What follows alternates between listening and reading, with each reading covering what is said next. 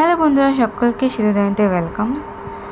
আমি নিয়ে চলে এলাম একটা ছোট্টখাট্টো ট্রিক্সের ভিডিও, মানে ছোট্টখাট্টো একটা তোমাদেরকে দেখাচ্ছি যে কেমন করে একটা বাটারফ্লাই ডিজাইন মোটিভ তৈরি করবে।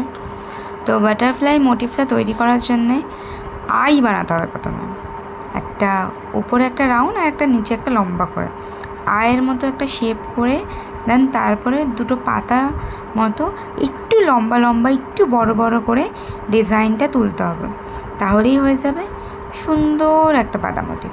আর যেটা তোমরা দেখলেই বুঝতে পারবে। Bye bye, Radhe Radhe.